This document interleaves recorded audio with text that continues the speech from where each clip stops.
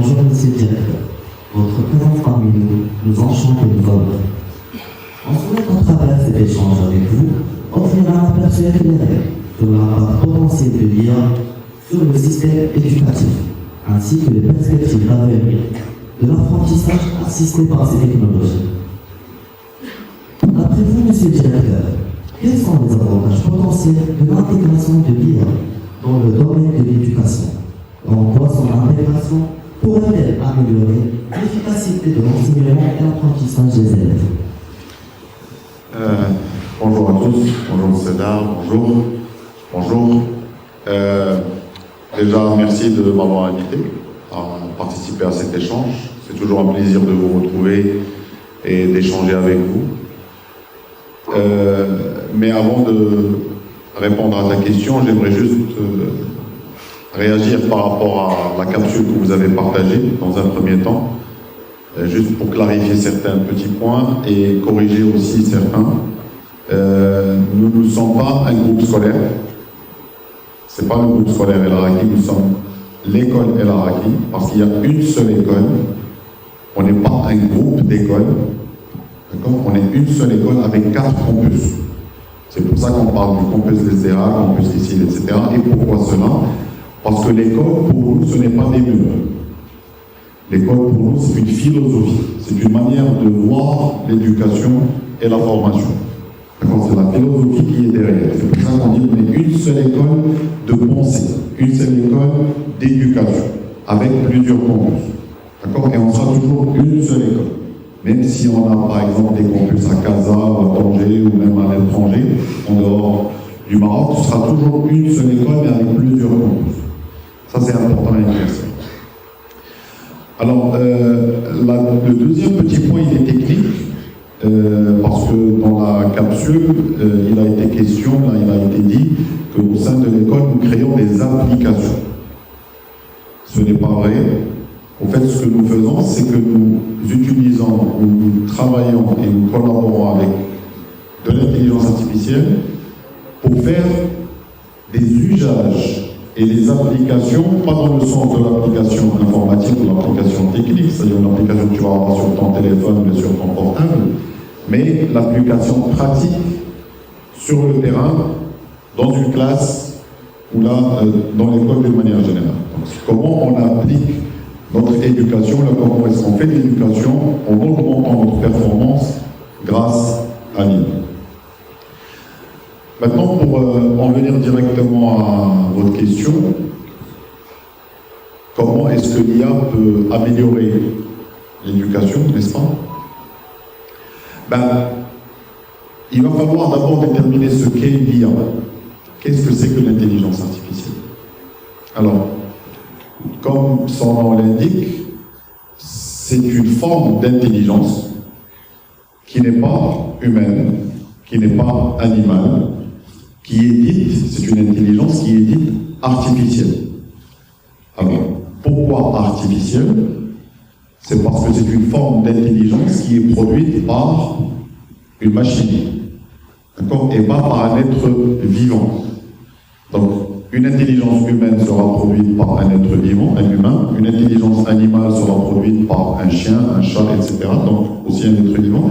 Une intelligence artificielle est dite artificielle parce que c'est une forme d'intelligence produite par une machine. Donc, on peut tout à fait parler d'intelligence technique, ou intelligence robotique, ou intelligence mécanique, ou peu importe.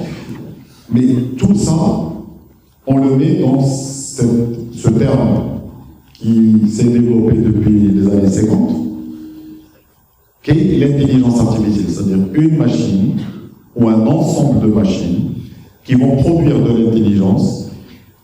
Et l'idée de départ était que cette intelligence ressemble de plus en plus à l'intelligence humaine, c'est-à-dire ce que produit l'être humain comme intelligence.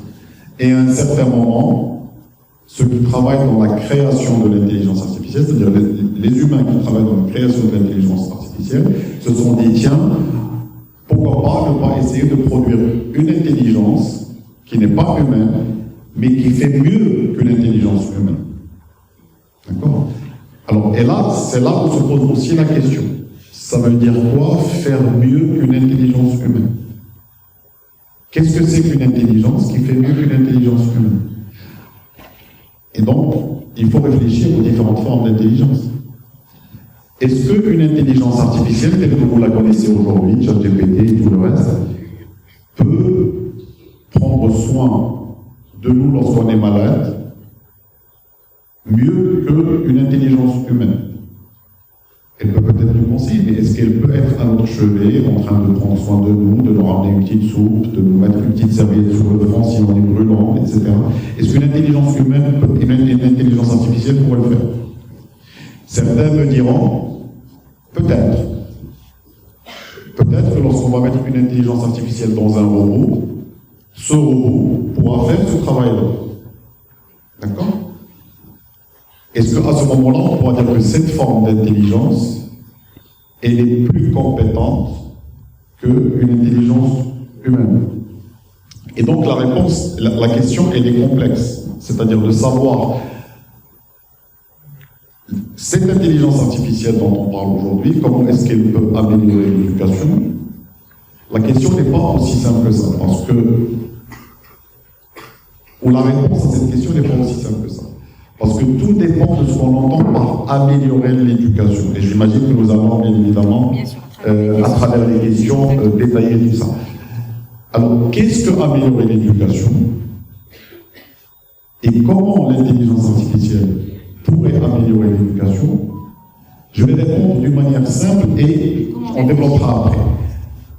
La seule et unique manière pour une intelligence artificielle d'améliorer l'éducation, c'est d'en faire un bon usage, ou, je le dirais autrement, c'est de savoir et d'apprendre à collaborer avec cette intelligence artificielle d'une manière qui va nous être utile. D'accord? Donc ce n'est pas absolu. On ne peut pas dire dans l'absolu, l'intelligence artificielle va améliorer l'éducation. De la même manière qu'on ne peut pas dire dans l'absolu, un couteau ne peut servir qu'à faire du bien. Un couteau, je peux l'utiliser pour tuer quelqu'un, donc ça devient une arme. Comme un couteau, je peux l'utiliser pour éplucher une orange, ou pour couper un gâteau, ou pour préparer mon repas, et ça devient un outil indispensable, nécessaire, qui nous permet et qui est bénéfique. Vous voyez, donc, ça peut aller dans les deux sens. Et donc, pour moi, l'intelligence artificielle peut améliorer l'éducation si et seulement si on apprend à collaborer avec celle-ci d'une manière qui nous est utile. Vous voyez? Donc c'est très relatif et ce n'est jamais absolu. Donc, bonjour à tous et à toutes. Donc, rassurez-vous que notre métier n'est pas en voie d'extinction. Donc, ma question, c'est par rapport à notre métier. Donc, on ne peut pas dire aujourd'hui qu'on est en train de vivre une révolution pédagogique, dans le sens où, bien sûr, cela, ça va susciter auprès des enseignants un mélange, un complexe mélange en fait, entre curiosité et inquiétude. Donc, ma question, c'est est-ce qu'on peut considérer l'intelligence artificielle comme alliée ou bien ennemie qui menace notre existence en tant qu'enseignant? Très bien, excellente question. Je vous rassure d'emblée, votre métier va prendre de plus en plus d'importance plutôt qu'à l'inverse. C'est pourquoi?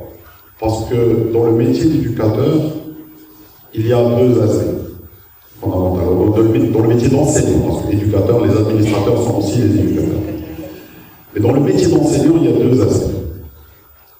Il y a le formateur, celui qui va former les élèves à une compétence déterminée.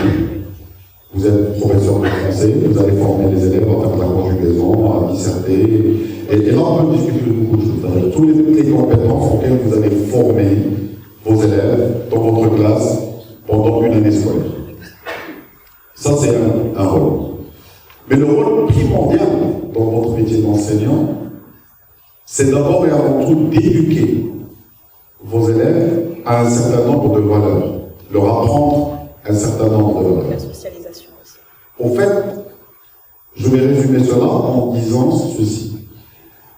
Le rôle premier d'un enseignant, c'est de doter ses élèves à travers la relation qu'il va vivre avec eux pendant toute l'année scolaire, de compétences humaines. Humaines, d'abord. Et ces compétences, au sein de notre école, c'est ce que nous résumons dans les 7 principes de la philosophie. Mais cet aspect-là ne disparaîtra jamais. D'accord? L'aspect de doter des élèves en classe et hors classe, et pendant toute la saison, pendant toute l'année scolaire, de compétences humaines, est un aspect qui va revêtir de plus en plus d'importance. C'est pas ce qu'on appelle les soft skills. C'est ce qu'on appelait, enfin, aujourd'hui, il y en a encore qui les appellent les soft skills. Moi, je préfère les appeler les human skills. D'accord? C'est ça. Donc, de plus en plus de gens aujourd'hui ne font plus la distinction entre hard skills et soft skills, ou là, les compétences dures et les compétences soft. Au fait, on parle aujourd'hui on parle plus de compétences humaines. D'accord? Le fait d'avoir de l'empathie, c'est une compétence humaine. Le fait de pouvoir parler devant un public, c'est une compétence humaine. Le fait de pouvoir argumenter, de défendre son point de vue, etc., est une compétence humaine. Le fait de pouvoir être solidaire et de se prendre soin les uns des autres est une compétence humaine. Avant, on appelait ça des soft skills. D'accord? Il y en a encore qui les appellent comme ça aujourd'hui. Mais honnêtement, c'est human skills. Et les écoles aujourd'hui vont évoluer de plus en plus vers cela, c'est-à-dire un lieu où normalement les compétences humaines doivent être mises en valeur. Et maintenant, le deuxième aspect du métier de l'enseignant, effectivement, est en train de changer extrêmement rapidement. Tout enseignant qui continue à penser que son rôle est de transmettre un savoir d'une manière verticale, parce qu'il est détenteur de ce savoir, c'est fini. D'accord, les élèves peuvent avoir accès à l'information à n'importe quel moment, à travers Internet. Et donc, il ne s'agit plus de transmettre un savoir d'une manière verticale, avec une pédagogie verticale à l'ancienne, archaïque. Non, il s'agit aujourd'hui de Pédagogie active. d'avoir une pédagogie active, de travailler en groupe et de faire ce qu'on appelle les hands-on activities. C'est-à-dire de pouvoir justement travailler pour que ces compétences soient acquises et stimuler les compétences et que l'élève soit partie prenante de son apprentissage et acteur de son propre apprentissage plutôt qu'un simple récipient dans lequel on va déverser notre savoir. Bon, merci pour votre réponse. On entend souvent que l'IA appauvrit la pensée critique et la créativité. On entend souvent que l'IA appauvrit la pensée critique et la créativité. Partagez-vous cette appréhension ou pensez-vous au contraire qu'il puisse les stimuler et les développer? Très bien. C'est une question extrêmement importante. J'espère que vous avez tous écouté cette question parce que vraiment elle est cruciale. Mais je vais répondre à ta question par une question. En français, puisque nous avons un professeur de français avec nous, si tu as une dissertation à faire, une production écrite à faire, et que cette production écrite, au lieu que tu la fasses, tu demandes à ton enseignante de la faire à ta place. D'accord? Et elle va la faire. Est-ce que ton enseignante est capable de faire cette production écrite mieux que toi? Peut-être. Peut-être qu'elle saura la faire mieux que moi. Après, c'est à lui. Alors, peut-être qu'elle saura la faire mieux que toi. D'accord. Alors, on va pousser plus loin. Ton enseignante est une excellente enseignante. Elle écrit excellemment bien. D'accord? Toutes ces productions écrites sont des chefs-d'œuvre. D'accord? Je te repose la question. Et toi, tu es un bon élève. Ou voir peut-être un élève moyen.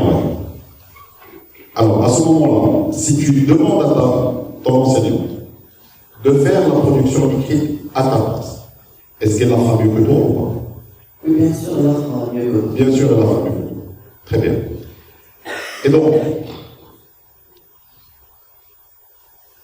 est-ce que si elle fait la production écrite à ta place, qu'est-ce que toi tu vas apprendre? La paresse. Rien. Comme madame. Ça, tu vois, je suis en train de répondre à ta question avec des questions. Hein. Donc, si elle l'a fait à ta place, tu n'apprends rien. D'accord. Maintenant, si tu demandes à ta maîtresse de te guider à travers le processus et de te montrer comment faire la production écrite. Et il te donne des indices pour faire la production écrite. Et tu la fais toi-même. En suivant ces directives, s'il vous plaît, vous aurez tout le temps de poser vos questions après. Si tu lui demandes son conseil, elle te donne son conseil, elle te donne des directives, elle te donne des orientations, et tu suis ses conseils, et que tu t'entraînes. Est-ce que tu vas la faire mieux qu'elle? Peut-être pas, mais je vais m'améliorer avec le temps. Excellent, tu vois, je pensais que tu étais moyen et excellent finalement. Alors, tu ne vas pas faire mieux qu'elle, mais tu vas t'améliorer avec le temps. Pourquoi tu vas t'améliorer avec le temps? Parce que je compte sur moi-même, avec l'aide de ma prof, j'irai beaucoup mieux quelle que soit sa production et que je Alors, est-ce que vous connaissez le proverbe qui dit c'est en forgeant qu'on devient forgeron? C'est en faisant du vélo qu'on apprend à faire du vélo. C'est en marchant qu'on apprend à marcher. C'est en parlant qu'on apprend à parler. C'est en écrivant qu'on apprend à écrire. Et c'est en s'entraînant qu'on s'améliore. D'accord? Alors, si je délègue ce que je fais, ou ce que je veux faire, à quelqu'un d'autre, une intelligence humaine, et que ce quelqu'un d'autre le fait à ma place sans que je n'apprenne rien du tout, je ne vais pas m'améliorer. Si je ne m'entraîne pas, et pour répondre maintenant directement à ta question, je m'affaiblis. C'est la fonction qui fait l'organe. D'accord? Et donc, si tu n'entraînes pas ton cerveau pour faire un travail déterminé, ben, qu'est-ce qu'il va faire? Il va s'affaiblir, pour répondre d'une manière très directe à ta question. Donc, d'après vous, si on utilise... Par contre, j'ai une question pour toi, et pour vous tous.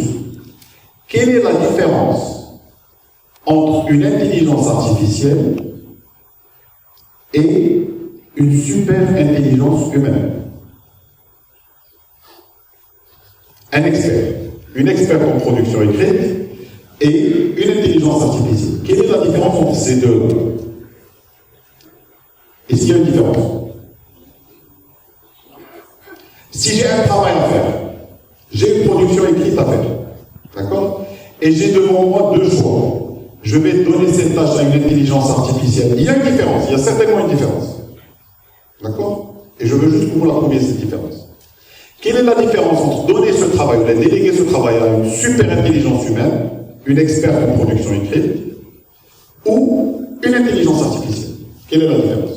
Peut-être le temps de travail, l'intelligence artificielle, il faudra prendre le temps que... Exactement. C'est la seule éventuellement et unique différence qu'il y a aujourd'hui. C'est effectivement une question de vitesse. La rapidité avec laquelle ce sera fait avec l'intelligence artificielle est beaucoup plus importante que la rapidité avec laquelle ce sera fait par l'intelligence humaine.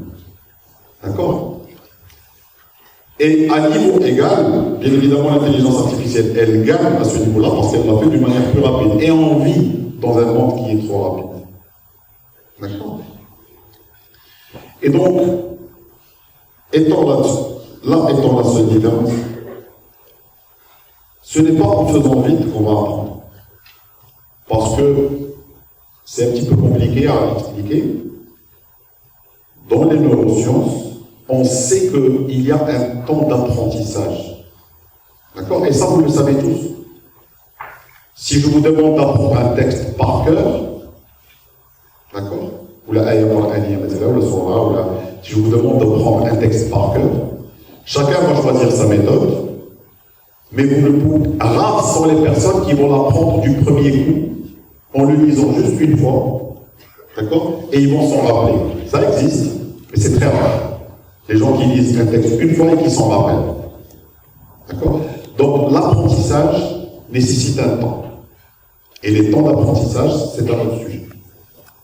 Donc, si on résume, si on utilise ça de manière correcte,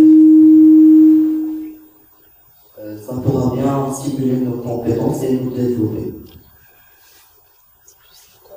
Alors, votre camarade vient de dire si on utilise l'IA d'une manière correcte, ça pourra nous aider à nous développer et ça pourra nous aider à nous améliorer.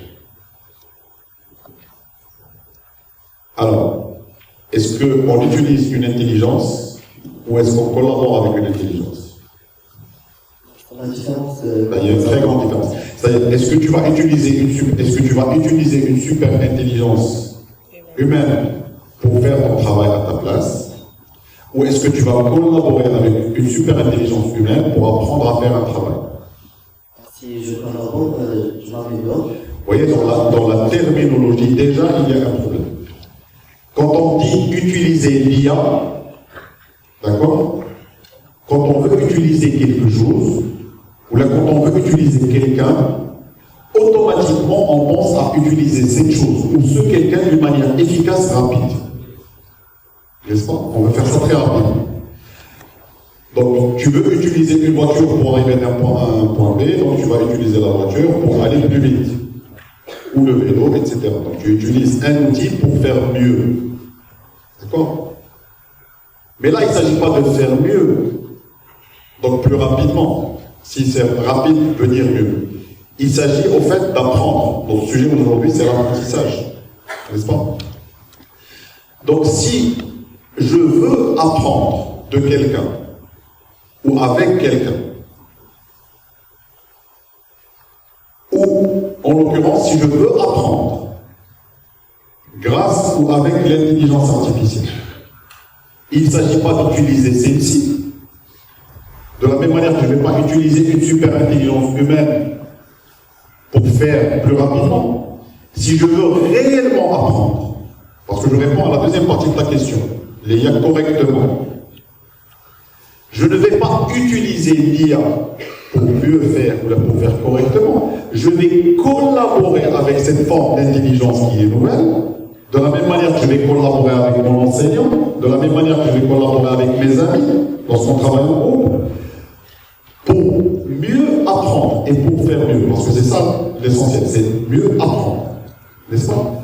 Si vous travaillez en groupe, si vous êtes en classe et on vous demande de faire un travail en groupe, et que quelqu'un dans le groupe, utilise ses camarades pour avoir une bonne note, c'est-à-dire qu'il ne fait rien, il compte sur ses camarades, dans le groupe de 4 élèves, tu as un élève qui fait le travail, ou les 2 élèves qui font le travail, un élève qui fait un tout petit peu attention, et un élève qui se cache derrière et qui se dit moi, je vais compter sur ces deux-là et je vais avoir la même note qu'ils vont avoir, donc eux, ils vont faire le travail.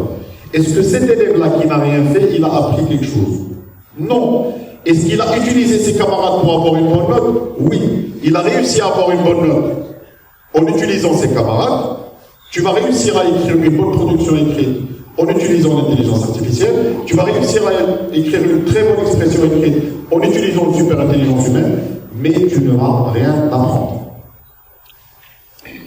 Tu vas apprendre, encore une fois, si et seulement si, dans le cadre des camarades, tu collabores avec tes camarades, tu participes au travail de l'équipe. Tu vas apprendre de ton enseignant, si et seulement si tu collabores avec ton enseignant et tu suis ses consignes pour mieux faire. Et tu vas apprendre de l'intelligence artificielle et tu vas mieux apprendre et correctement apprendre si tu collabores avec l'intelligence artificielle, pas si tu l'utilises. Bon, merci pour votre réponse. Je laisse la parole à D'accord, donc moi je... Oui, c'est un sujet qui est assez compliqué, oui, ce n'est pas aussi simple que ça. Parce que ce n'est pas que technique, oui.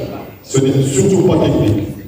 Oui, en fait c'est à peu près la même question, c'est par rapport aux compétences. Donc vous avez cité l'apprentissage, et bien sûr c'est l'enjeu de tous les enseignants. Donc, on a toujours appris que l'apprentissage passe par la difficulté, donc soi-disant une situation problème, à travers laquelle l'apprenant va mobiliser tout son savoir que vous avez appelé tout à l'heure human skills, donc on a appelé avant soft skills et hard skills. Donc, par exemple, il doit synthétiser, apprendre à résumer, produire un texte, etc. Donc, aujourd'hui, avec l'intelligence artificielle, où tout est devenu accessible, facile et rapide, est possible. Donc, il commence à déléguer toutes ces tâches à cet appareil-là, ou bien cet outil. Donc, toujours notre crainte en tant qu'enseignant, notre crainte, c'est qu'on craint que l'élève développe certaines paresses, une paresse cognitive. Donc, Qu'en pensez-vous? Et s'il vous plaît, si vous me permettez aussi, vous avez parlé tout à l'heure de, parce qu'on ne peut pas éviter l'inévitable d'ailleurs, vous avez parlé que, au fait, on ne peut pas l'éviter. Bien sûr, elle s'impose amplement dans notre vie et on ne peut pas l'éviter. On doit former l'élève à savoir manipuler cet outil. Donc, on doit les former à l'utiliser avec surtout discernement. En fait, j'ai pas dit ça, mais c'est vrai. Oui, j'ai pas dit qu'on peut pas. J'ai pas dit explicitement qu'on ne pouvait pas l'éviter, mais c'est tout à fait vrai. Effectivement, on ne peut pas l'éviter. La question qui se pose à travers votre question est la suivante. Quand est-ce que se fait l'apprentissage? Quels sont les moments d'apprentissage? Alors, on apprend dans un contexte scolaire, je dis bien dans un contexte scolaire. Dans l'absolu, c'est une autre discussion. Mais dans un contexte scolaire, il y a 3 moments d'apprentissage. Il y a l'avant-classe, pendant la classe et l'après-classe. D'accord? Et l'enseignant, et au sein de l'école, l'enseignant doit gérer ces 3 moments d'apprentissage.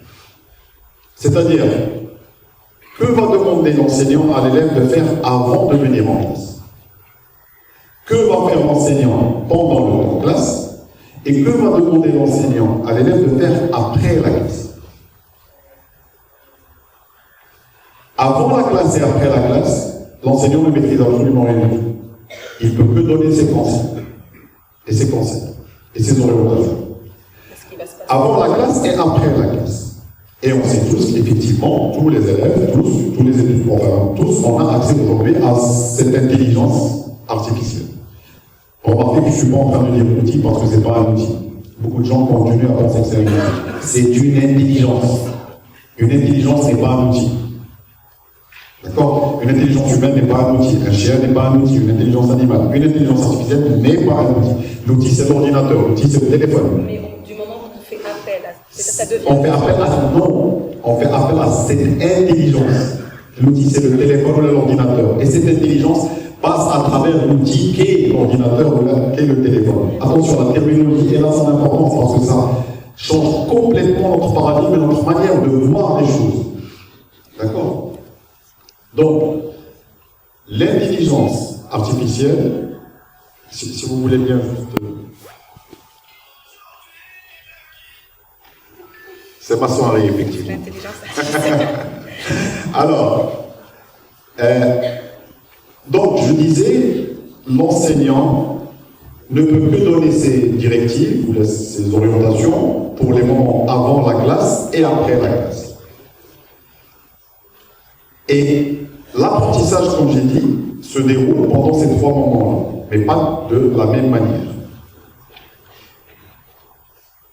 Et, comme à juste titre, vous l'avez dit, les enseignants sont aujourd'hui perdus parce qu'ils pensent que l'IA va faire tout à la place de l'élève et donc l'apprentissage, qui est censé être complexe, ne se fera pas. Et c'est vrai, si on laisse l'IA intervenir pendant les 3 moments d'apprentissage et d'une manière libre, c'est tout à fait vrai. Si on laisse l'élève livré à lui-même, si on laisse l'élève, si on permet à l'élève d'avoir recours à l'intelligence artificielle avant la classe, pendant la classe et après la classe, l'élève sera effectivement perdu.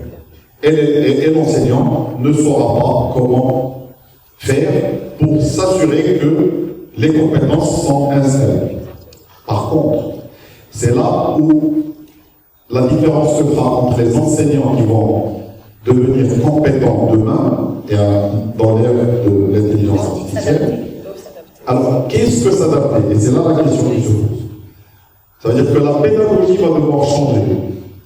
Ça veut dire que ce que je vais demander à l'élève de faire avant et ce que je vais lui demander de faire après, je sais pertinemment qu'il va avoir recours à l'intelligence artificielle. Donc, à nous, enseignants, à nous, écoles, de préparer la forme d'intelligence artificielle vers laquelle on va orienter. C'est pour ça qu'on a parlé au sein de l'école de NotebookLM, on a parlé de Gemini, on a réduit notre application, donc nos applications à ces outils-là, et il nous reste encore un très long chemin à faire par rapport à comment l'élève doit utiliser ces outils-là avant de venir en classe. Et comment il va utiliser ces outils-là après la classe. Et je parle de ces deux moments-là en premier, parce que c'est les deux moments où l'élève a accès à l'intelligence artificielle sans prendre notre autorisation. Parce que l'élève à la maison, lorsqu'il n'est pas en classe, il ne va pas demander l'autorisation de l'enseignant pour avoir accès à l'intelligence artificielle. Même si vous lui dites ne le faites pas, il le fera. N'est-ce pas? Même si vous dites faites votre production écrite tout seul, vous allez aller à ChatGPT, vous allez. Et votre curiosité vous emmènera là-bas, et vous avez raison. Et vous avez raison. Maintenant, l'apprentissage, le vrai, se fait en classe. Pendant le temps classe. Et pendant le temps classe, c'est l'enseignant qui maîtrise. C'est l'enseignant qui maîtrise le temps classe. C'est-à-dire c'est l'enseignant qui ne doit pas donner accès à l'élève à l'intelligence artificielle. Et si vous voulez mon avis, l'intelligence artificielle n'a pas sa place en classe.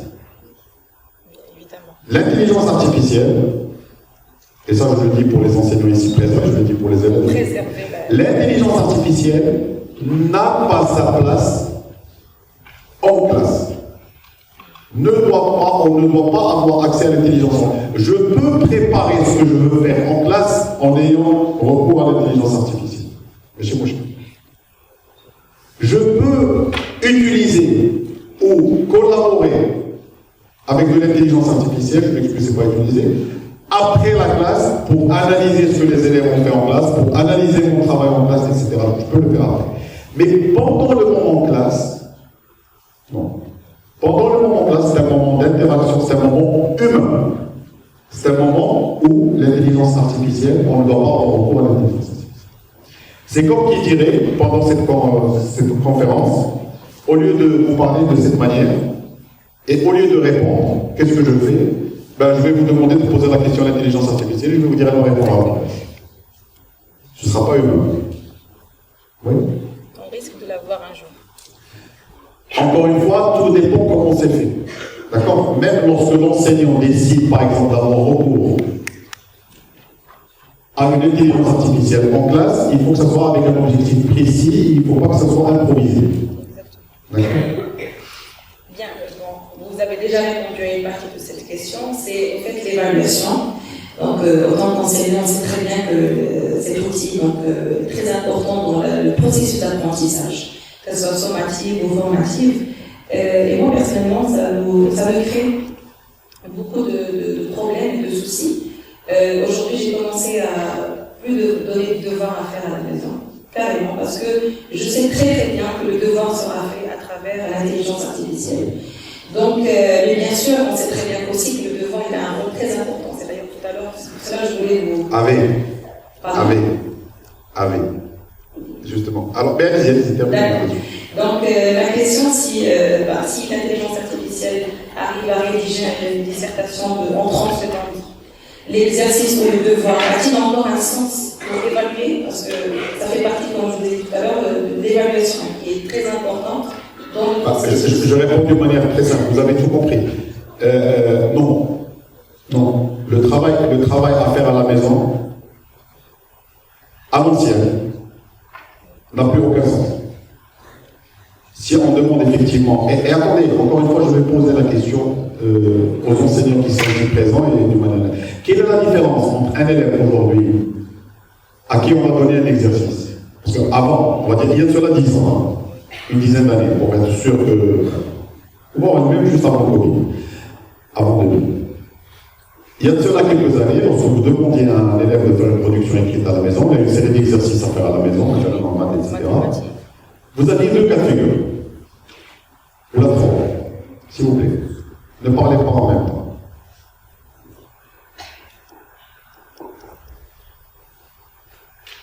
Parce qu'il y a une seule chose qui a changé, pas 36 000. Une seule chose a changé. Avant, lorsque vous demandiez à un élève de faire un exercice à la maison, il y avait deux cas de figure. Soit c'est lui qui le fait tout seul, soit c'est quelqu'un d'autre. Enfin, il y avait trois cas de figure. Soit c'est lui qui le fait tout seul, soit quelqu'un va l'aider pour le faire, soit c'est quelqu'un qui va le faire à sa place. D'accord? Avant même l'existence de l'intelligence artificielle. Et on n'avait jamais la certitude, en tant qu'enseignant, que tous les élèves l'ont fait tout seuls. Parce que un nombre des élèves pouvaient envoyer l'exercice à leurs camarades et ils vont le renvoyer par WhatsApp. Un élève, ses camarades vont répondre à sa place. Sa mère ou son père va répondre à sa place. D'accord? C'est pas. Qui parmi vous, lorsqu'il était au primaire, ses parents faisaient des devoirs à sa place? Personne ne va oser lever la main. Ils ne vont pas oser. Alors, qui parmi vous, ses parents l'aidaient lorsque vous étiez au primaire, vos parents vous aidaient à faire vos devoirs ou là vos exercices à la maison? Vous voyez, plusieurs. Mais étiez-vous sûr qu'ils vous aidaient et que vous étiez capable de faire seul?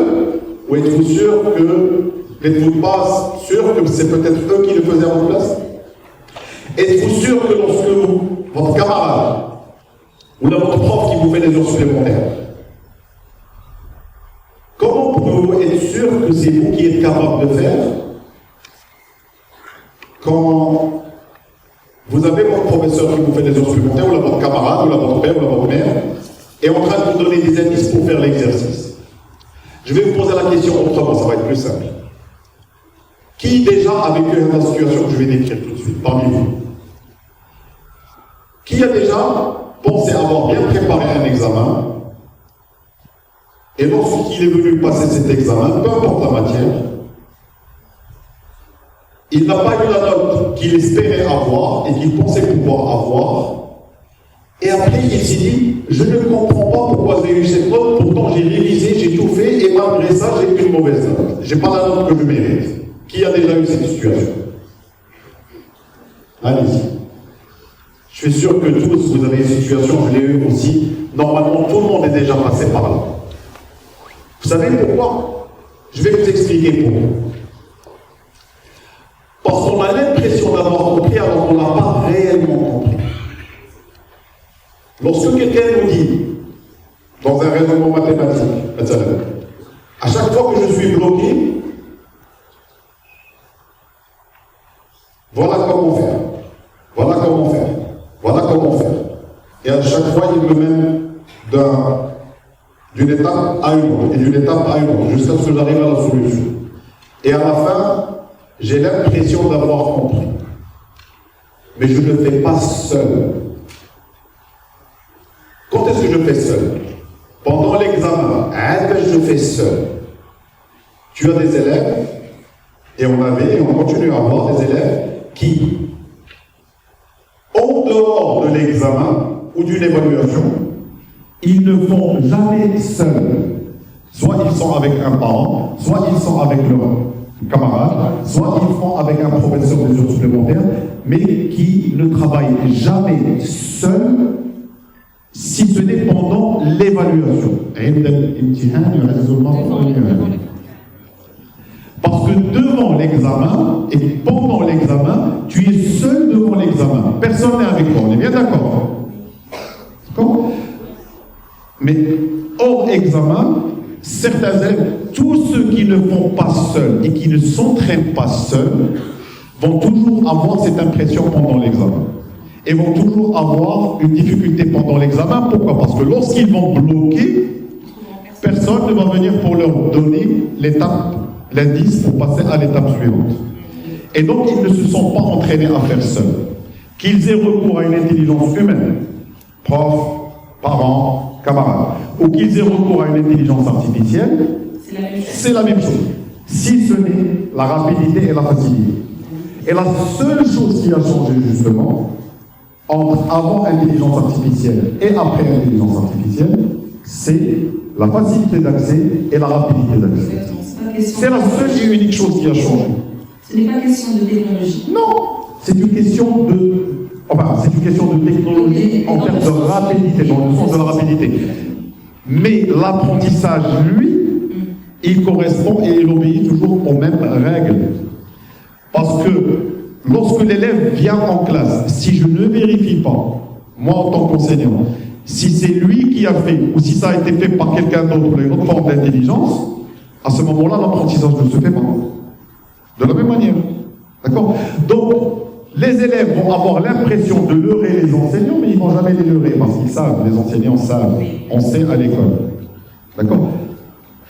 Ils vont peut-être avoir une bonne note, comme j'ai dit pour le cas des élèves qui vont se cacher derrière le groupe pour avoir la note qui correspond à la note du groupe, mais l'apprentissage, lui, ne se fera pas. Tout à l'heure, mais dans l'apprentissage, il doit se faire en classe. Et les enseignants doivent effectivement s'adapter et doivent prendre en considération le fait que, effectivement, les élèves ont aujourd'hui facilement accès à l'information, facilement accès aux solutions, avant et après. Mais pendant la classe, pas d'intelligence artificielle, s'assurer que tout le monde est en train de faire son travail. Tout le monde est en train de faire ce qu'il doit faire pendant la classe. Et c'est là où l'apprentissage se passe. Bon, monsieur le directeur, un autre point très important dans la tête, c'est la confidentialité de nos données. Qu'est-ce que soit écrit reste privé? Sinon, comment le protéger face à l'utilisation de nos informations personnelles? Excellente question. Effectivement, aujourd'hui, d'ailleurs pas que l'intelligence artificielle, nos données ne sont pas à l'abri dès qu'on est sur Internet. Donc, que ce soit sur les réseaux sociaux, Instagram, Snapchat, tous les réseaux sociaux que vous utilisez, vos données ne sont pas privées. Ils vont les utiliser et parfois ils sont très mal utilisés. Donc, il faut faire attention. Mais les réseaux sociaux, c'est tellement ce sujet qu'on pourrait discuter après. Et sur les intelligences artificielles, les différentes formes d'intelligence artificielle qui existent aujourd'hui, effectivement, les règles ne sont pas les mêmes. C'est pour ça que lorsque vous vous inscrivez dans une intelligence artificielle, ou là dans un site web, ou là lorsque vous rentrez vos données, lorsque ce n'est pas payant, lorsque vous ne payez pas, comme sur WhatsApp, même si ce n'est pas une intelligence artificielle, ou là sur ChatGPT, quand c'est la forme qui n'est pas payante, lorsque vous ne payez pas, ça veut dire que vous êtes le produit. Ça veut dire que vos données sont utilisées pour gagner de l'argent. Et vos données ne sont pas protégées. C'est pour ça qu'au sein de l'école, nous avons choisi de travailler avec deux intelligences artificielles essentiellement. Enfin, une intelligence artificielle et une interface qui utilise cette intelligence artificielle. Gemini de Google et Notebook-LM qui est basé sur Gemini pour générer du contenu par rapport à des sources qu'on va lui donner. Mais on n'utilise pas Gemini et Notebook-LM dans un compte Gmail normal, dans un compte Google normal. Non. On utilise Gemini et Notebook-LM dans le compte elaraki.ac.ma, c'est-à-dire dans le compte de l'école, le compte scolaire. Et le contrat et l'obligation de Google, quand il s'agit de compte éducation, comme c'est le cas pour elaraki.ac.ma ou la compte.ma, c'est que justement les données sont confidentielles et sont protégées. Et ils ne s'entraînent jamais dessus et ils ne l'utilisent jamais. C'est privé, 100%. Si vous me permettez, est-ce que c'est là où on parle de l'intelligence exclusive et intrusive? Non, ça c'est autre chose. Non, ça c'est complètement autre chose. Alors, non, c'est pas que je suis perdu. Je ne veux juste pas rentrer dans des explications parce que les intelligences inclusives ou intrusives et ce que fait l'intelligence artificielle, c'est en fonction de la conversation que tu as avec et elle va s'adapter à toi parce qu'encore une fois, c'est une forme d'intelligence qui va répondre d'une manière bête et stupide en ayant recours aux données que tu vas mettre à sa disposition. Là, Internet lui permet de faire ça, mais sans nécessairement interagir avec les convictions, tes propres convictions, quand c'est utilisé dans un cadre clair, encore une fois. Maintenant, il ne faut pas, s'il vous plaît, je sais que c'est un sujet complexe.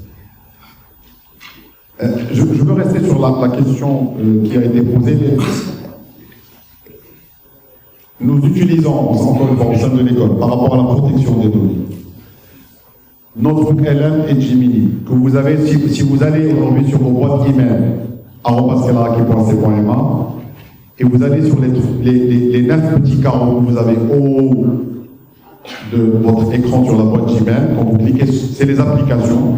Quand vous cliquez sur les applications, vous allez avoir accès à Gemini, vous allez avoir accès à Notebook LM, mais dans le domaine de l'éducation. D'accord? Ça veut dire que les informations qu'ils donnent sont doublement vérifiées et les données personnelles sont toujours protégées. Pour répondre d'une manière concrète à ta question. Mais ça n'a rien à voir avec ce que vous avez dit. Non, ça n'a absolument rien à voir avec ce que vous avez dit. Par exemple, dans ChatGPT, nos informations personnelles sont-elles protégées ou elles peuvent être utilisées contre nous? Alors, dans ChatGPT, en fait, tout dépend de ce que tu entends par être utilisé contre nous.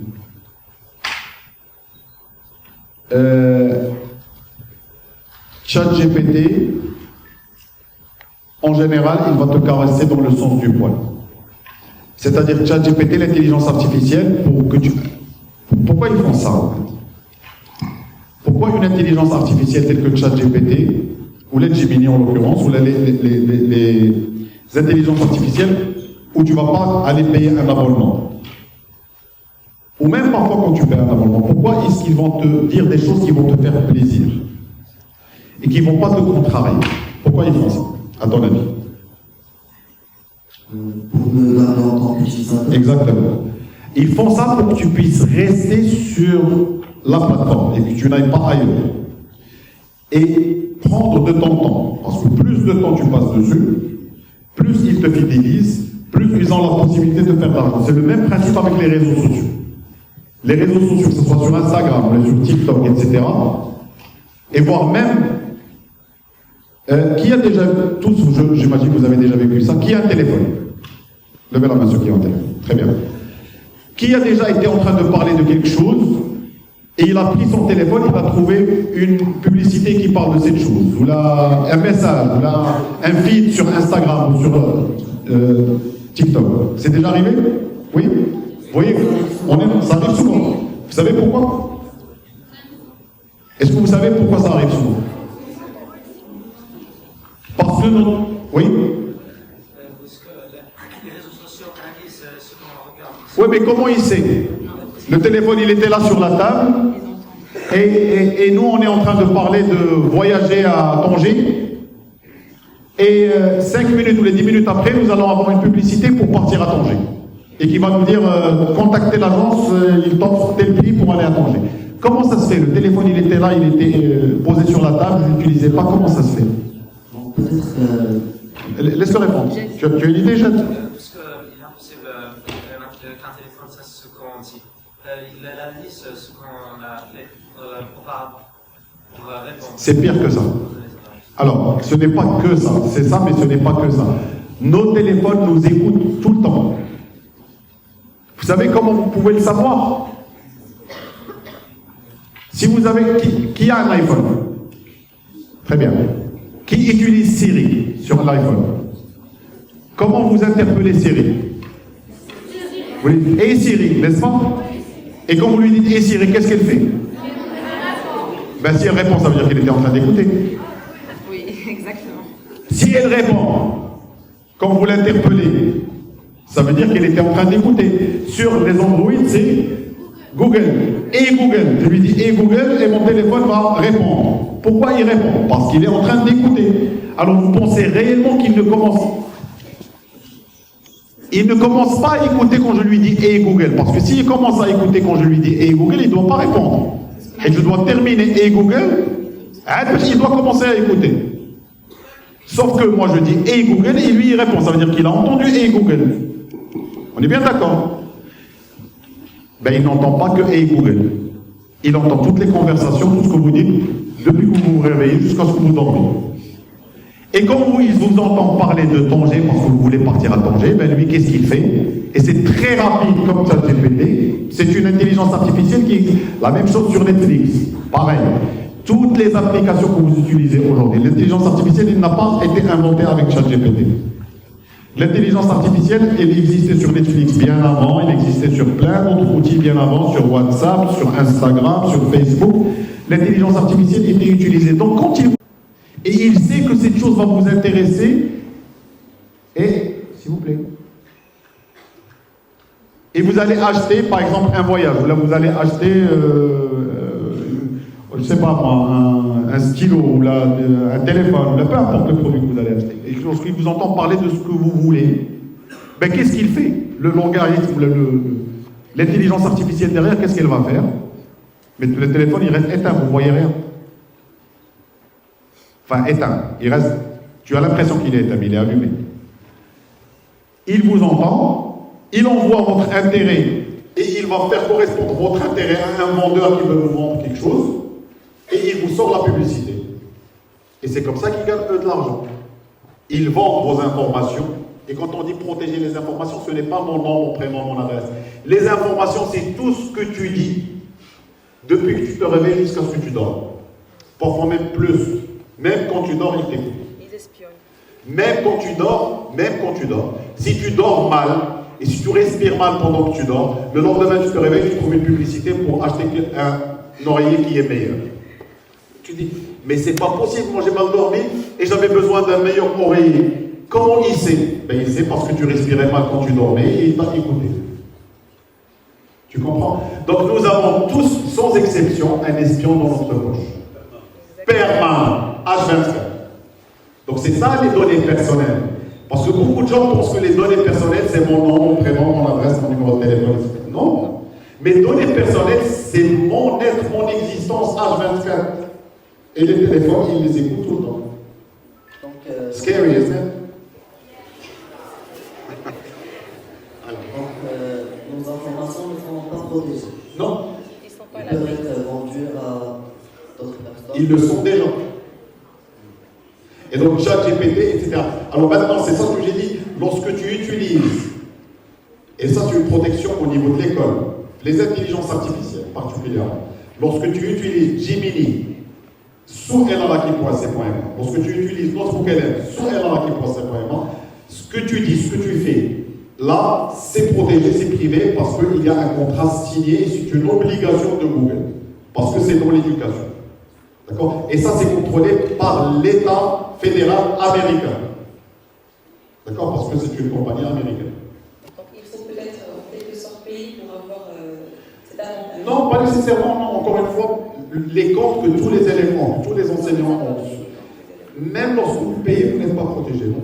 Non, par exemple, si je fais un abonnement site Gemini, etc., ce qu'il faut, c'est qu'il faut aller vers les conditions, lorsque tu acceptes toutes les conditions, que tu t'abonnes à une application, etc., il faut préciser, décocher la case, je veux que mes données soient personnelles soient protégées, et que tu ne t'entraînes pas sur ce que je suis en train de te donner comme information, etc. Décocher cela, et tu envoies. Normalement, tu es censé être protégé, mais c'est une promesse qu'il te donne. Est-ce qu'il la garde? J'en sais rien. D'accord? Mais de facto, et automatiquement, dès qu'on va aller acheter un abonnement, un logiciel, une application, Oui. normalement, les données ne sont pas protégées. Alors, encore une fois, je dis les données, c'est tout ce que tu fais, c'est pas le nom, le prénom, etc. Oui. D'accord? Parce que ça, à la rigueur, c'est pas. C'est à travers les questions qu'on peut. Les questions, les informations que tu partages, les interactions, etc. J'aimerais, merci beaucoup. Donc j'aimerais rebondir vers le point que vous avez cité au début. Donc on avait parlé que l'apprenant, bien l'élève, il doit être formé soi-disant pour bien utiliser l'intelligence. Excusez-moi, ça chuchote et ça me dérange. Oui.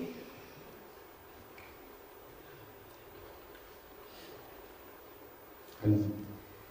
Donc je reprends. Donc c'est concernant le fait qu'on doit en quelque sorte former les élèves à utiliser cette intelligence d'une manière au discernement.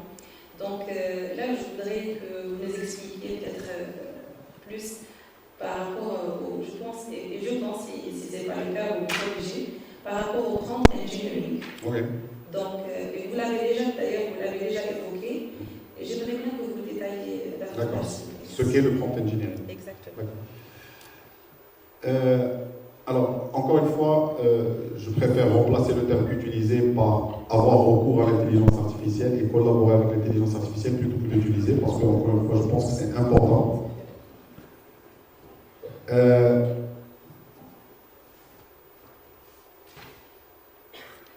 Comment et je vais répondre encore une fois à votre question par des questions qui vont susciter un petit peu la réflexion.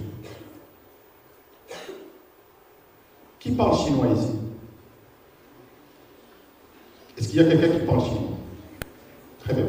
Alors, si vous voulez communiquer avec un Chinois, comment vous allez faire? L'anglais.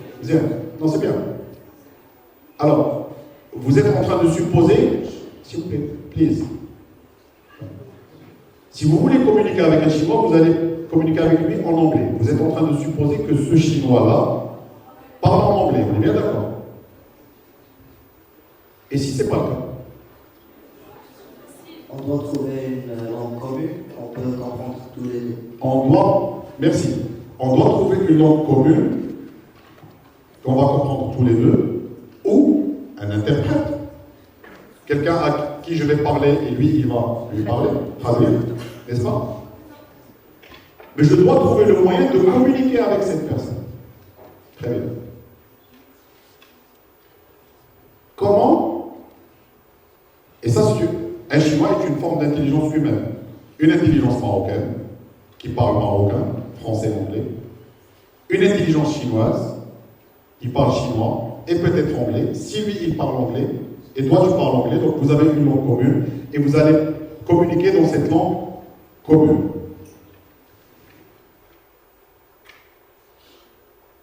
Comment est-ce qu'on communique avec un ordinateur?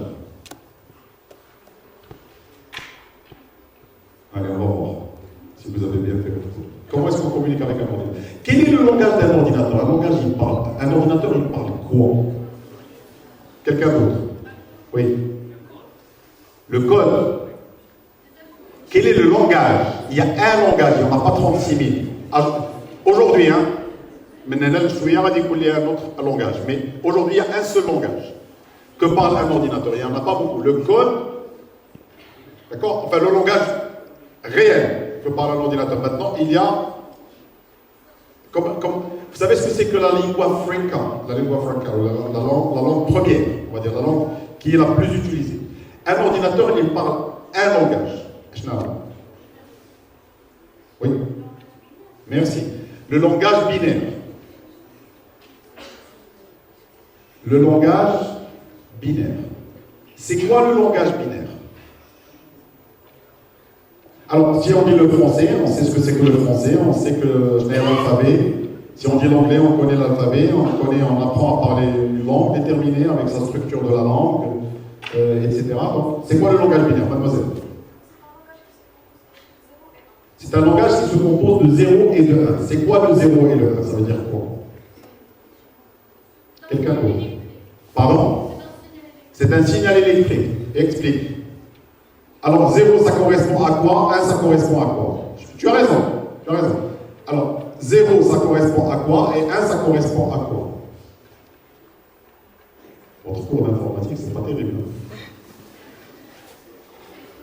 Alors, mademoiselle, oui. Allumer, éteindre.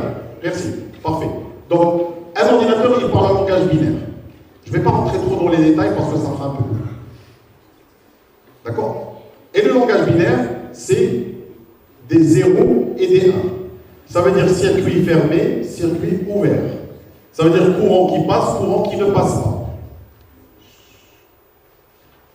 Et sur le langage binaire ont été construits d'autres langages.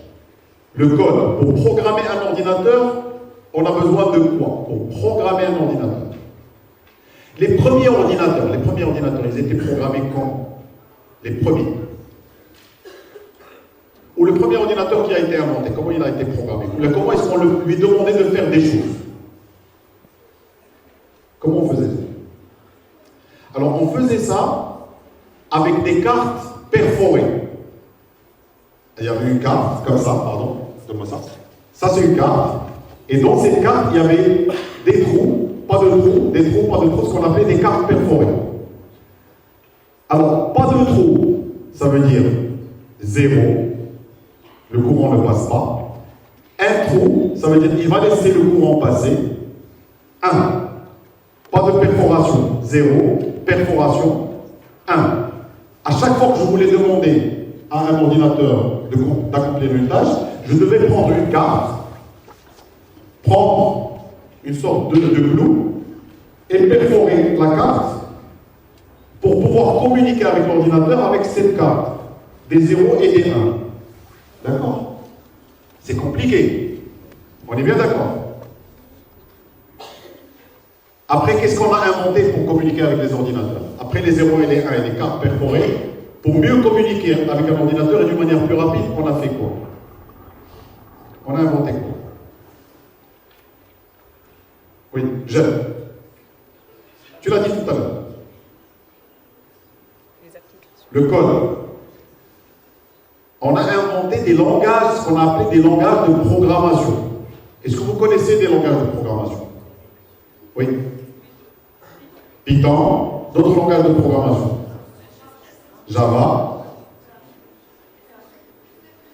Mademoiselle? C++. Pascal. HTML5, oui. D'accord? Très bien.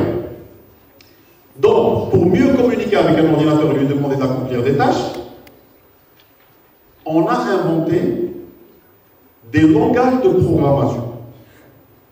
Et à des langages de programmation, tu as plein d'ingénieurs informaticiens qui ont appris ces langages, et c'est grâce à ces langages-là qu'on a créé des applications, qu'on crée des logiciels, et qu'on crée plein d'outils.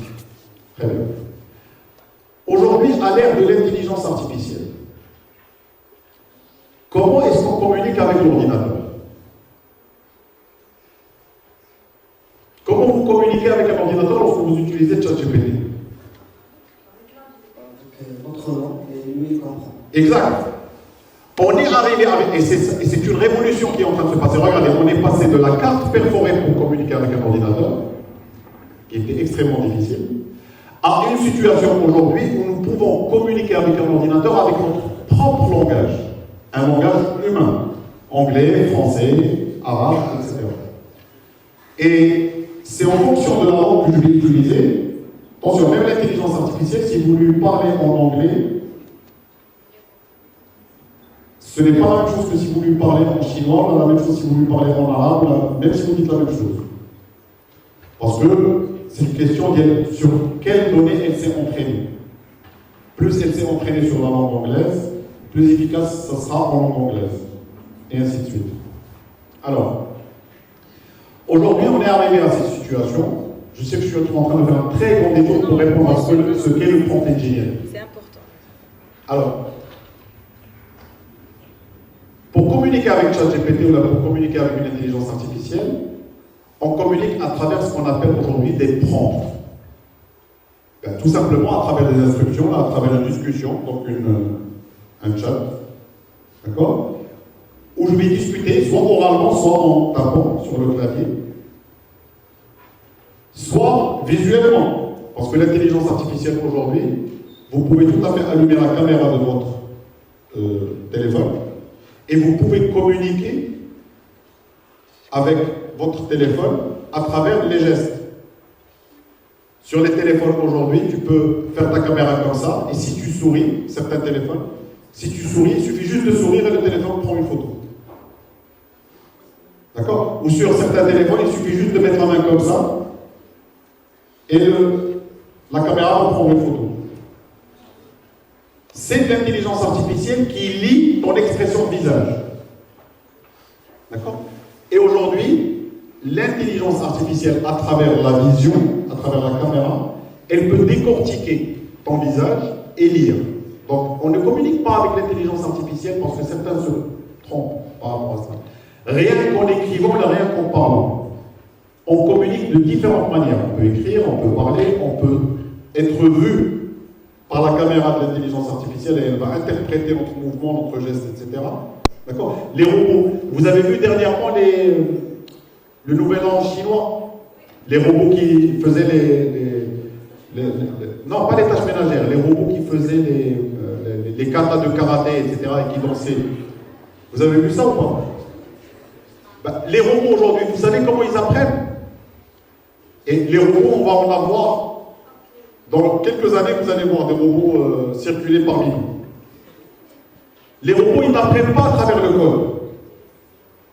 Ils n'apprennent pas à travers les cartes perforées. Tous les robots sont dotés d'une caméra et ils apprennent à travers l'observation, comme l'être humain. C'est-à-dire qu'il suffit juste de vous voir faire quelque chose, il va vous répéter la même chose.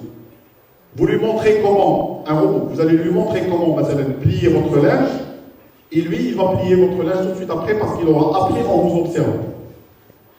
D'accord? Et donc, quand on parle de prompt engineering, on parle de comment communiquer avec l'IA. Et ça, c'est un apprentissage. Et tous ceux parmi vous qui vont apprendre comment communiquer avec l'intelligence artificielle, que ce soit à travers la vision, que ce soit à travers le texte qu'on lui écrit, que ce soit à travers les instructions qu'on lui écrit, que ce soit à travers la voix, comment on lui parle, vont apprendre à comment performer mieux et comment être augmenté et comment s'améliorer en collaborant avec cette intelligence artificielle. De la même manière que si j'apprends à parler chinois, je vais apprendre à travailler avec ce chinois. D'accord? Et je vais apprendre à communiquer avec lui. C'est optimisé. Alors maintenant, comment on apprend, et c'est ça la vraie question, à faire du prompt engineering? Comment apprend-on à faire du prompt engineering? C'est à travers les questions qu'on leur pose. Oui. Mais comment on apprend? Allez-y. Comment on fait? J'ai déjà répondu à cette question tout à l'heure. Au début, j'ai répondu à cette question. Comment on apprend à faire du prompt engineering? Comment on apprend à communiquer avec de l'IA? Je vous fais un rappel. Comment on apprend à marcher? Comment on apprend à pédaler? Comment on apprend à faire des mathématiques? Comment on apprend à prompter? En promptant. On apprend à faire du prompt, justement en promptant. C'est en forgeant qu'on devient forgeron. D'accord? Maintenant, attention. On n'apprend pas d'une manière bête et stupide. Apprendre signifie... Qui sont parmi vous ceux qui ont des consoles de jeux et qui jouent à des jeux vidéo, FIFA, Roblox, peu importe. Est-ce que vous jouez? Très bien. Comment vous apprenez à jouer? En jouant. Mais comment vous vous améliorez en jouant? En faisant attention aux erreurs que vous commettez. Si vous voulez passer d'une étape à l'autre, en jouant, s'il vous plaît. Si vous voulez passer d'un stage à l'autre en jouant, quand vous refaites le même stage, qu'est-ce que vous faites? Vous évitez les erreurs que vous venez de commettre en jouant. On est bien d'accord? C'est comme ça que vous allez passer au stage suivant. Et c'est comme ça que vous allez vous améliorer. En mathématiques, c'est pareil. Vous faites un exercice, vous vous trompez, vous faites attention à l'erreur que vous avez commise. Vous rectifiez l'erreur et vous passez à l'étape suivante, vous faites mieux la prochaine fois. La même chose, si vous promptez une intelligence artificielle et qu'elle vous donne un résultat, si vous ne lisez pas ce qu'elle vous a donné comme résultat, si vous ne comprenez pas ce résultat, si vous ne comprenez pas où est l'erreur dans ce résultat, vous n'allez pas pouvoir améliorer votre prompt. Et vous allez continuer à commettre les mêmes erreurs. Ça n'a rien à voir avec l'intelligence artificielle, ça a tout à voir avec l'apprentissage. Même chose en mathématiques, si vous faites un exercice, vous faites une erreur, vous ne corrigez pas l'erreur et vous continuez à faire la même erreur, vous allez faire la même erreur indéfiniment, vous n'allez jamais vous améliorer. Pour apprendre à travailler avec de l'intelligence artificielle et pour apprendre à communiquer avec l'intelligence artificielle, il faut d'abord commencer par communiquer avec celle-ci et il faut apprendre de ses erreurs.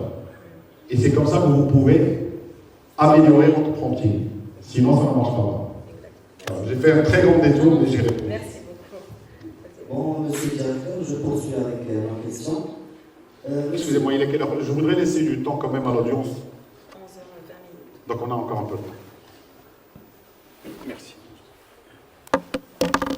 Allez-y.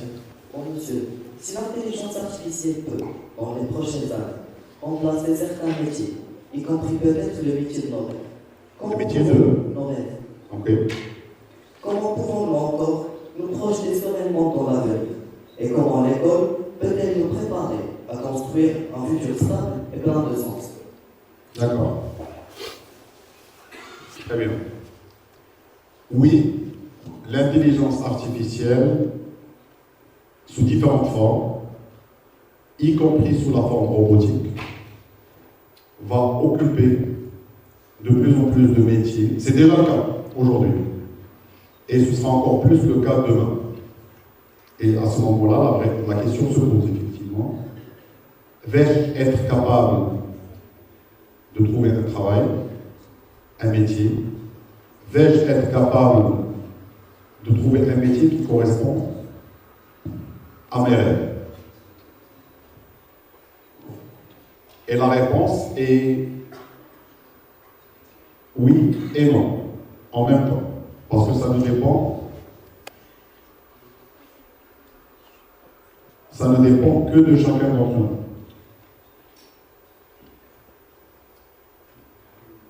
La première question est: qu'est-ce qu'un métier de rêve? Si, pour vous, un métier de rêve, c'est un métier qui rapporte le plus d'argent possible, à ce moment-là, si c'est ça votre métier, à ce moment-là, vous allez toujours pouvoir gagner de l'argent si vous pouvez faire de l'IA votre allié. Si c'est ça le rêve. Et si l'IA devient votre allié, et si vous apprenez à collaborer correctement avec l'IA, et si vous apprenez à augmenter vos performances grâce à l'IA, vous allez toujours pouvoir gagner plus d'argent que ceux qui ne savent pas le faire. D'accord? Maintenant, si votre métier de rêve est autre chose que de gagner de l'argent, là, se pose la vraie question. Et bien évidemment, ça dépend de chacun d'entre vous.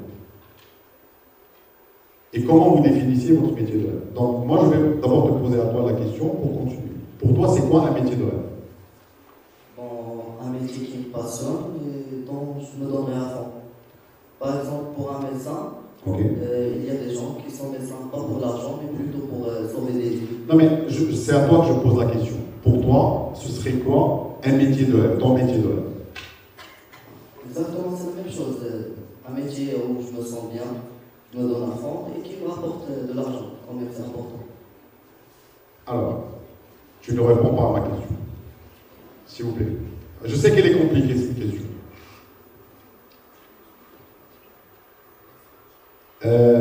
Si ton métier de rêve est de devenir médecin, est-ce que la priorité c'est de gagner de l'argent ou la priorité c'est de sauver des vies? La priorité c'est de sauver des vies. D'accord, très bien. Et si l'intelligence artificielle et le robot qui va être créé demain va sauver plus de vies que toi, tu seras content, toi?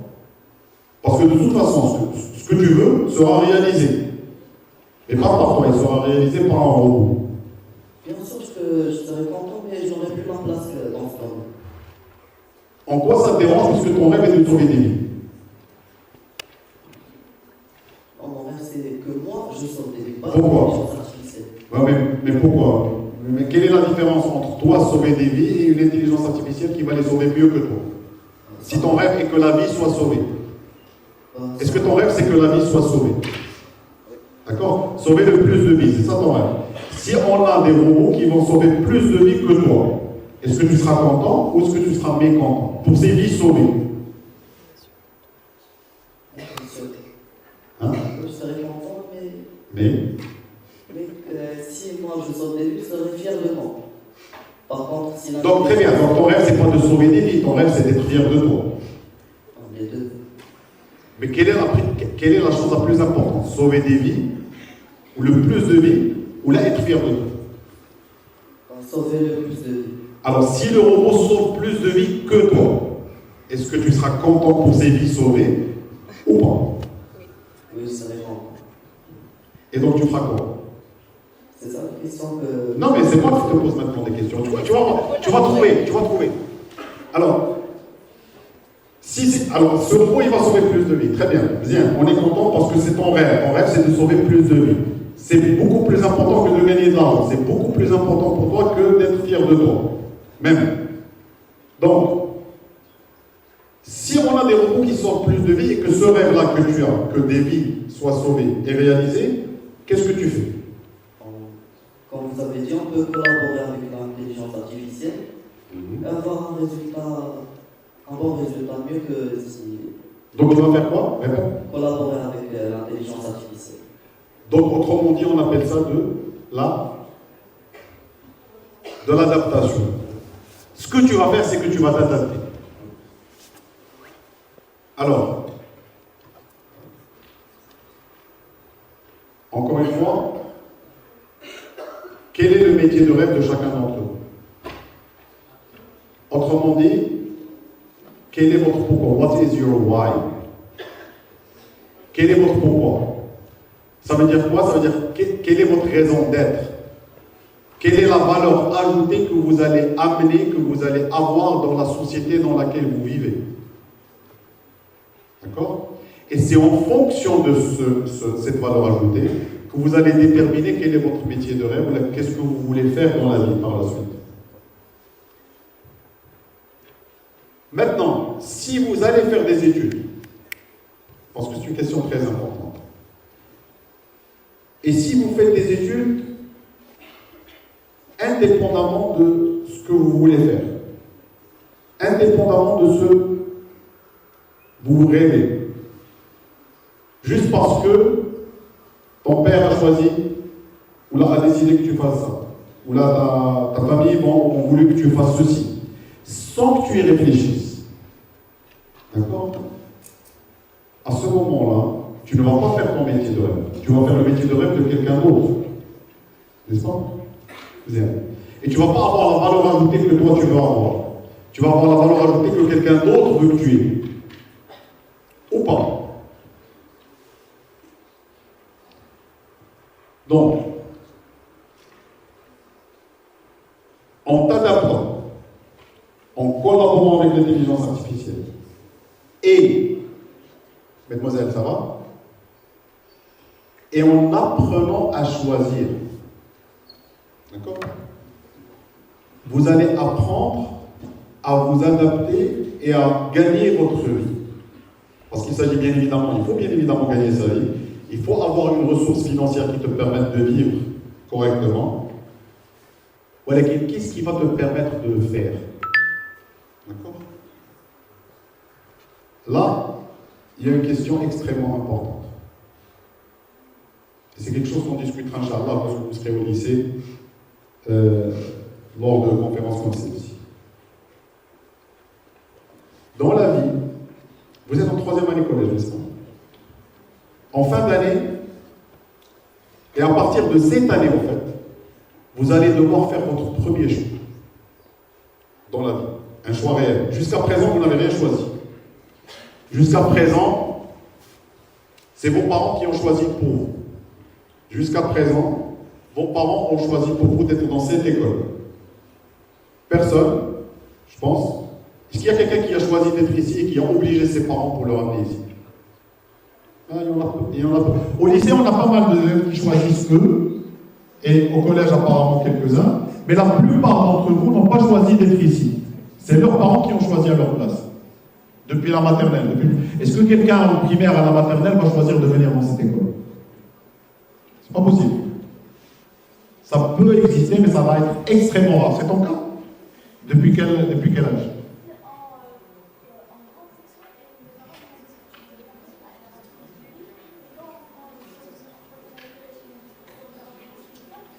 Ouais, mais c'est eux qui t'ont dit ce que tu veux. C'est pas toi qui es allé le voir leur dire, voilà, moi je veux aller là-bas. Alors, cette année, vous allez faire votre premier choix. Vous allez choisir tronc commun littéraire pour faire de l'économie, vous allez choisir tronc commun scientifique. Et puis en tronc commun, vous allez faire d'autres choix.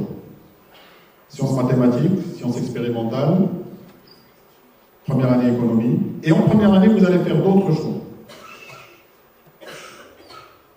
Sciences maths A, sciences maths B, SVT, physique en terminale, économie, comptabilité et gestion, éventuellement en économie. Vous allez faire d'autres choix à la fin de la première année. Et en terminale, bien évidemment, vous allez faire d'autres choix.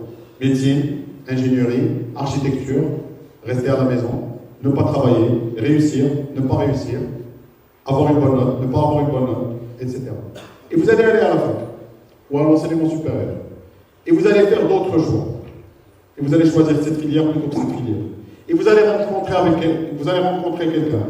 Je me marie, je ne me marie pas. Je me marie avec celle-ci, je me marie avec celui-là. Je vais aller étudier dans cette ville, je vais plutôt aller étudier dans ce pays.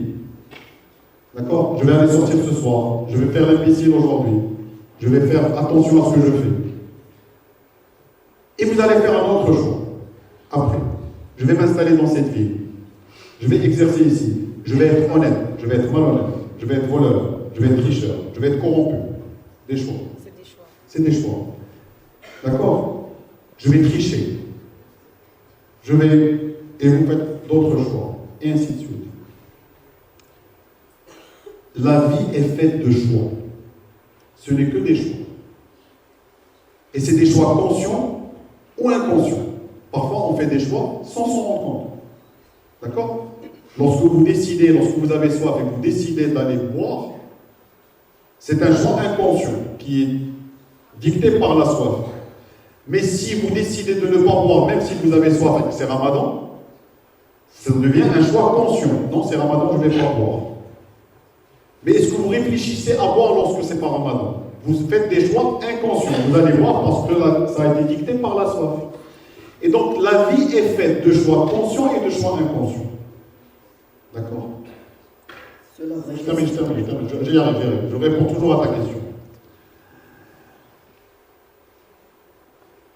Le métier de rêve et le fait de gagner sa vie, c'est aussi des choix que vous allez faire dans la vie.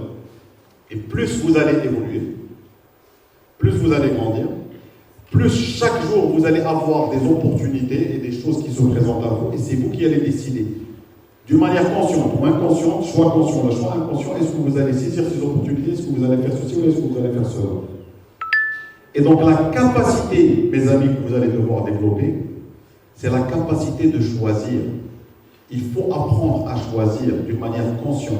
C'est-à-dire qu'il faut réfléchir votre choix. D'accord? D'où l'importance de développer un esprit critique. Pas gober tout ce qu'on vous donne, vous allez lire et croire et subir tout ce qu'on vous dit et prendre tout ça pour argent comptant. D'accord? Donc la capacité de choisir ici, elle est extrêmement importante. Choisir entre A et B. Est-ce que je fais ces études et est-ce que je fais ces études? Est-ce que je vais dans cette école ou est-ce que je vais dans cette école? Ou là, est-ce que je ne fais rien et je laisse les autres choisir pour moi? Les autres, ce n'est pas que vos parents. Les réseaux sociaux vont choisir pour moi. D'accord? La publicité va choisir pour moi. La société va choisir pour moi. Donc, il faut que je choisisse d'une manière réfléchie. Si vous apprenez à choisir, si vous apprenez à vous adapter, soyez sûr et certain que vous allez faire votre métier de rêve. Parce que votre métier de rêve et comment vous allez gagner votre vie n'est pas inscrit ad vitam aeternam dans le marbre. Parce que vous allez pouvoir vous adapter encore une fois. Si tu ne réussis pas à faire médecine parce que les robots sauvent plus d'humains que tu pourrais toi faire, et que tu vas être content que ces humains sont vivants, ils ont été sauvés, qu'est-ce que tu vas faire? Parce que tu sais choisir et tu sais t'adapter. Quand une opportunité va se présenter à toi, et quand tu vois quelque chose arriver et que tu dis, tiens, ça m'intéresse, tu vas la saisir cette opportunité par choix, parce que tu as compris que c'est une opportunité, et tu vas vivre cette opportunité-là, et tu vas t'adapter, et tu vas t'épanouir, et tu vas en faire ton métier de rêve. Et réussir. Parce que tu as su choisir d'une manière réfléchie. Si vous ne faites que subir, vous allez être malheureux. Mais ma question, c'est comment l'école peut-elle nous préparer à construire un avenir stable et plein de sens? En organisant ce genre d'événement. En faisant plus simple. En organisant ce genre d'événement, en discutant de ce genre de sujet, en discutant avec vos professeurs et vos enseignants en classe de ce genre d'avoir cette possibilité de réflexion, d'avoir cet esprit critique, d'apprendre à choisir, d'apprendre à s'adapter, etc. De vous mettre dans des situations où vous pouvez choisir entre A et B, de vous permettre de monter sur scène, de faire des débats, de faire des tables rondes, de participer à différents événements, de faire partie des différents clubs, de prendre des initiatives, d'incarner la philosophie de votre établissement, de signer le certificat d'engagement que vous allez devoir signer en fin d'année, en troisième année, de vivre les principes de l'école au sein de l'école et de vous engager à défendre ces principes-là, parmi lesquels prendre des initiatives et repousser nos limites. D'accord? Qui correspond justement à saisir les opportunités et à réfléchir les choix qu'on est en train de faire. Parce que tu ne prends pas une initiative si tu ne choisis pas. Prendre une initiative signifie choisir d'une manière consciente.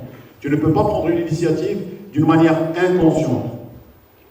Ou si c'est le cas, il faut que ça soit inconsciemment réfléchi. Tu arrives à ce moment-là à un niveau on va dire de réflexion inconsciente qui détermine ce que tu dis. Pourquoi? Parce que les choix que nous faisons dans la vie, mes amis, les choix que vous faites dans la vie, les choix de vos amis, les choix de votre entourage, le choix de vos études, le choix de votre compagnon, le choix de votre ville, le choix de l'entreprise dans laquelle vous allez travailler, le choix de l'entreprise que vous allez créer, le choix des valeurs que vous allez défendre. Tout ça, ça fait la personne que vous êtes. Ça fait le caractère que tu as et ça définit la personne que tu as.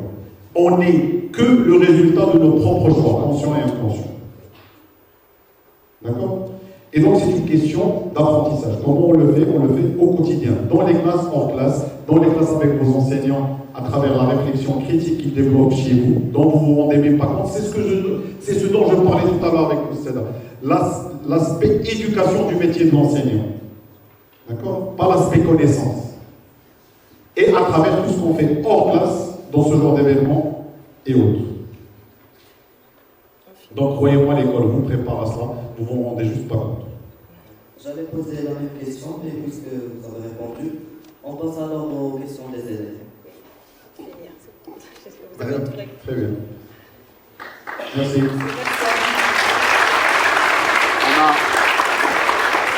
On a 20 minutes. On a prévu une dernière question, honnêtement, mais... Allez-y. Il y a apparemment une dernière question. Mais je vais être bref, comme ça je vous laisse le temps. Je vais être très bref. Monsieur le directeur, dans un monde où l'IA transforme déjà l'éducation, les métiers et même la manière de penser, quelle vision portez-vous en tant que directeur et pédagogue pour que notre établissement ne soit pas seulement spectateur, mais aussi acteur de cette révolution? Je te remercie pour cette question. Alors, c'est une vision effectivement qui doit et qui va devoir se transformer en action concrète. Et pour qu'elle puisse se transformer en action concrète, il faut la participation de tous les intervenants, aussi bien les responsables de département qui sont parmi nous aujourd'hui, que les enseignants, que les administrateurs.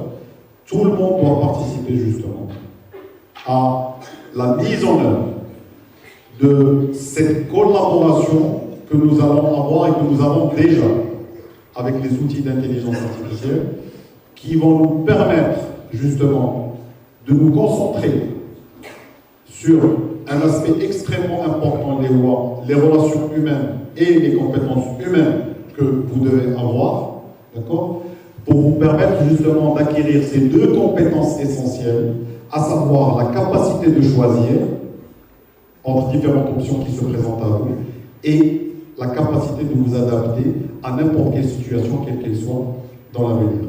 Tous ceux qui vont être dotés de ces deux compétences, la capacité de choisir et la capacité d'adaptation, peuvent s'en sortir en 2050, en 2060, en 2100 et apprécier. Vous restez toujours. L'échange avec vous, monsieur, est très riche, intéressant, agréable. Nous vous remercions pour le temps que vous nous avez accordé. Merci. J'ai une question pour lui, par contre. J'ai une question, j'ai une vraie question. La dernière remarque, il vient de la dire. Comment tu sais que ça allait être agréable? Tu n'as pas juste dit ça parce que tu l'as pas dit en assistant. Tu l'as prévu que ça allait être agréable, tu l'as été. Comment tu le sais? Je rigole. Il a prévu. C'était juste pour te taquiner.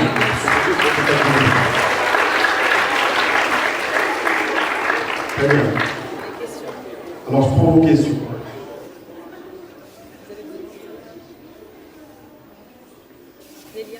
Allez-y. Nous avons une question là. Nélia, le micro. Vas-y. Donnez-lui le micro juste pour que ça soit capté pour l'enregistrement aussi.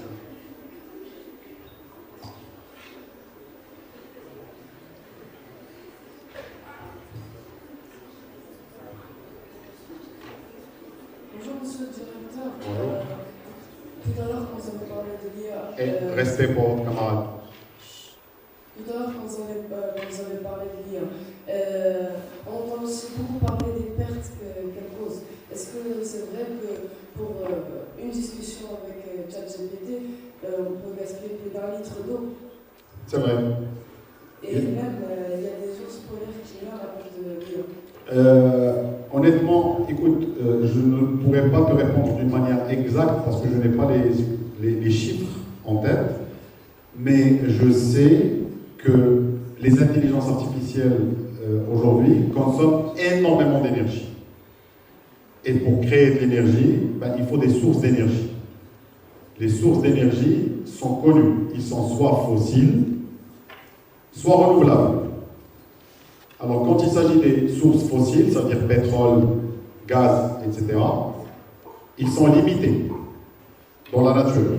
Et donc, forcément, c'est pour ça qu'aujourd'hui, il y a beaucoup de pays qui s'intéressent aux énergies renouvelables. L'hydrogène vert, l'éolien, le solaire et tout ça. Et donc, oui, l'intelligence artificielle est énergivore, elle consomme beaucoup d'énergie.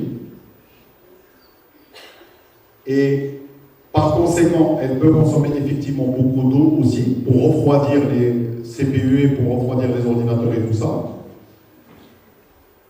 Et ces changements-là peuvent avoir des effets sur la faune et la flore, peuvent avoir des effets sur la nature, on va dire. Peut-être qu'il y a effectivement des animaux qui meurent, ou il y a un réchauffement climatique qui en découle, ou il y a des... Ce qui est sûr, c'est que certainement il y a des conséquences. D'accord ? Et donc il y a toute une réflexion aujourd'hui qui se fait, effectivement, au niveau des nations, de tous les pays, de toutes les nations, et au niveau mondial par rapport à cette histoire. D'accord ? C'est vrai. Et est-ce que je peux me permettre de poser une autre question qui est reliée avec cette dernière ? Oui. Est-ce que les experts ont pris en considération des moyens pour éviter ce gaspillage ? Alors, malheureusement, il y a une réalité humaine qui est celle et qui est parfois très contre-productive. Cette réalité humaine est que l'humain en général et les entreprises, les pays cherchent le profit financier avant toute chose. D'accord ? Il y a même un proverbe américain qui dit « If you want to understand what's going on, follow the money ». Suivre l'argent, suivre les flux d'argent pour comprendre ce qui se passe. D'accord ? Et malheureusement, ça c'est quelque part dans la nature humaine collective. Et donc la réponse à ta question, elle n'est pas simple. Parce qu'on ne peut pas mettre tous les experts dans le même panier, on ne peut pas mettre tout le monde dans le même panier. Oui, il y a des gens, tous ceux qui s'intéressent à l'écologie, tous ceux qui s'intéressent à l'environnement, tous ceux qui s'intéressent au bien-être. C'est la question que j'ai posée tout à l'heure. Est-ce que votre priorité, c'est l'argent, ou là votre priorité, c'est votre raison d'être? Mais quand votre raison d'être devient l'argent, à ce moment-là, rien ne compte plus à côté de l'argent. Si je te dis tu vas détruire l'environnement et tu vas gagner plus d'argent, si ta vraie raison d'être c'est l'argent, tu ne vas plus réfléchir. Si ta raison d'être c'est l'environnement, tu vas réfléchir. Alors la vraie question est dans l'humanité. Il y a l'humanité cool et dans tous les pays, est-ce que la priorité c'est l'argent, plus de profit, ou là la priorité c'est autre chose, c'est le bien-être humain et l'éthique. Ça dépend des pays. Tous les pays ne sont pas identiques à ce niveau-là. Il y a des pays qui sont beaucoup plus capitalistes que d'autres et où le capitalisme sauvage prend le dessus et l'argent et le profit prennent le dessus. Et d'autres pays, c'est moins le cas. D'accord ? Et même au sein du même pays, tu as des courants qui vont aller dans le sens de l'écologie, des courants qui vont aller dans le sens, etc. Donc,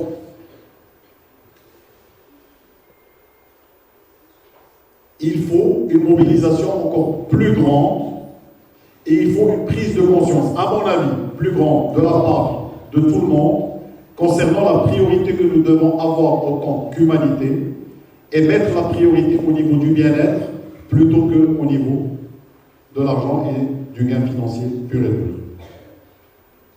Merci, je vous remercie. Je t'en prie.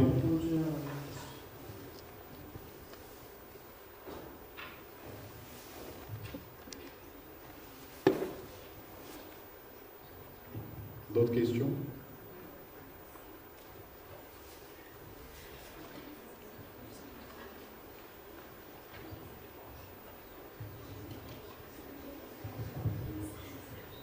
Bonjour, monsieur le directeur. Oui, lève-toi s'il te plaît. Pour vous, dans le domaine de l'intelligence artificielle, qui met un futur à l'étranger ou un futur en Europe? Ah, tu peux répéter ta question s'il te plaît? Pour vous, dans le domaine de l'intelligence artificielle, qui met un futur en Europe ou un futur à l'étranger? Alors, ce que tu veux dire par ta question, c'est-à-dire si tu veux travailler dans le domaine de l'intelligence artificielle, c'est ça la question? Alors, bien évidemment, si on veut travailler dans le domaine de l'intelligence artificielle, aujourd'hui, les deux pays les plus avancés dans ce domaine, c'est la Chine et les États-Unis. D'accord? Si tu veux travailler dans la création de l'intelligence artificielle, mais si dans l'exploitation et dans la collaboration avec l'intelligence artificielle. Si tu veux travailler dans la technologie elle-même, à faire avancer la technologie elle-même, les deux pays les plus avancés aujourd'hui, c'est la Chine et les États-Unis. Il y a des initiatives qui sont prises en Arabie Saoudite, aux Émirats, au Qatar, au Maroc aussi, à l'université Mohammed VI. D'accord? On a pas mal d'initiatives qui sont prises. Il y a beaucoup de choses à faire, mais la pointe de la technologie, la pointe, elle se trouve en Chine et aux États-Unis.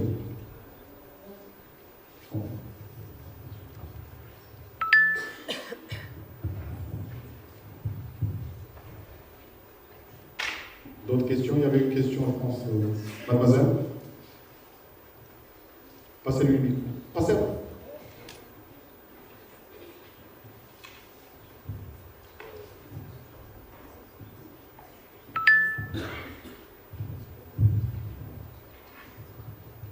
Avant toute chose, je m'appelle Malakel Bakar, de la 3e Applique 5. Je vous remercie chaleureusement, monsieur le directeur, ainsi que notre professeur, madame